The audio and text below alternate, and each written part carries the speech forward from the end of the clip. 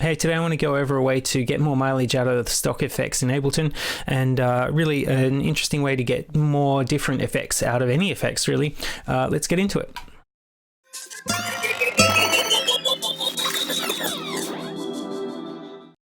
Alright, so we're here in Ableton and I've loaded in a break. It sounds like this.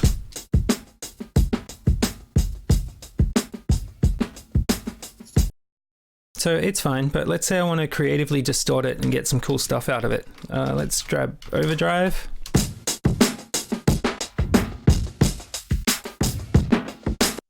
So there's a few varieties of tone you can get out of this.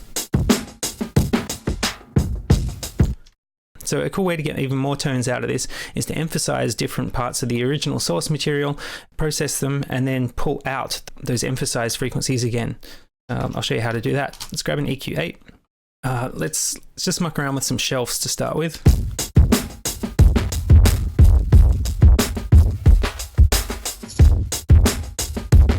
So if we push the bass a lot, we get heaps more overdriving on it. So if we take the same EQ on the other side, and then we just bring the scale down, so we suck all that bass out again.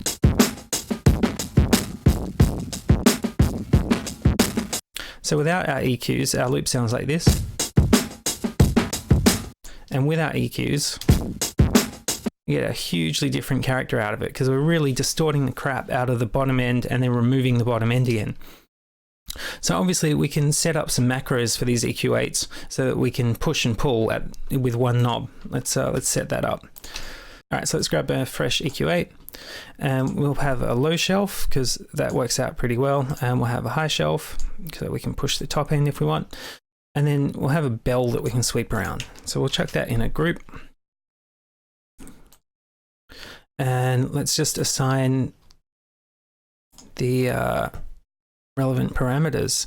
So we want frequency on the shelf, and we want resonance on the shelf, so we'll call that low frequency. Whoops, gain. And for 7 we want, call that high frequency, and we'll have high gain.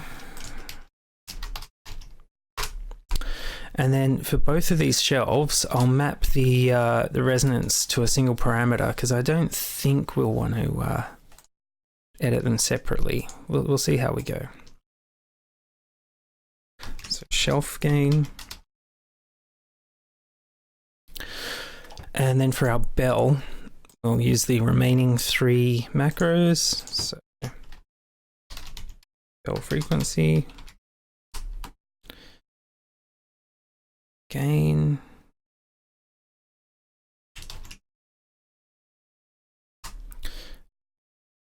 bell res. All right, and then we can duplicate that and just switch the scaling to -100. And we put our overdrive between.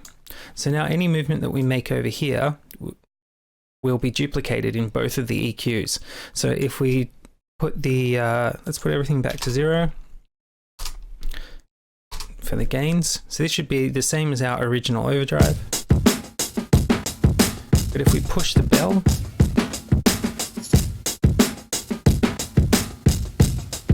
and we can, so we can sweep the bell around a bit.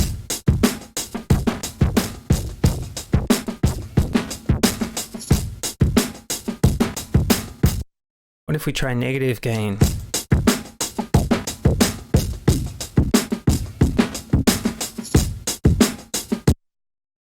Yeah, so it's not doing anything too extreme for us right now, but let's put the bell back to 0 and muck around with the shelves.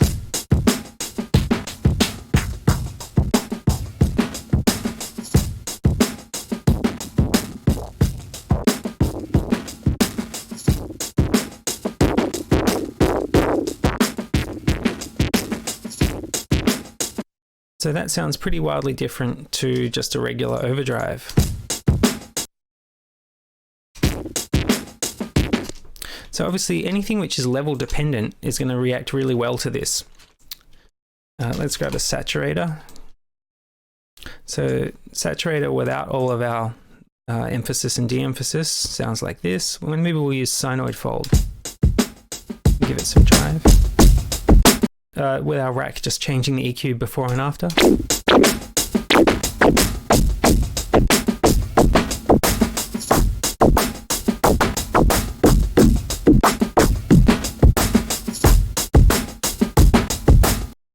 So with regular saturator, it sounds like this. It's pretty heavily distorted, and by just mucking around with some knobs there, we've got this, which sounds distorted but differently. Yeah, so I really like this. Obviously, we can go in and we can tidy up some of this low and high shelf stuff. Let's set the frequencies to be a little more reasonable. So the bell frequency, yeah, that should be sweepable. The high frequency, oh, we can do this the easy way. Let's delete our second copy. So high frequencies, it should probably only come down to maybe 2K. And the low frequency should maybe only go up to 800. And our bell, it's, you know, debatable whether we should be able to push this.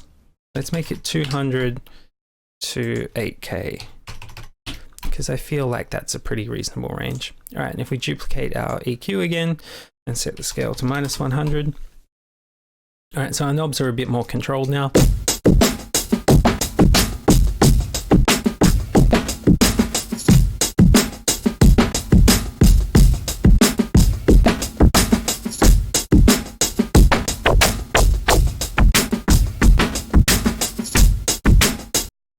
Yeah, so obviously you get the idea. Yeah, you can put an emphasis rack on one side of level dependent effects and put a de-emphasis rack on the other side. So I really like this for just creating extra, more complex distortion effects than you normally get. Hey, so that was having a look at the de-emphasis and emphasis racks and how to use them to get more mileage out of existing effects. It works really well on level dependent effects, as it will give different results based on how you push the EQs differently. I hope you enjoy that and set up something similar and get some more mileage out of effects you've already got. Cheers.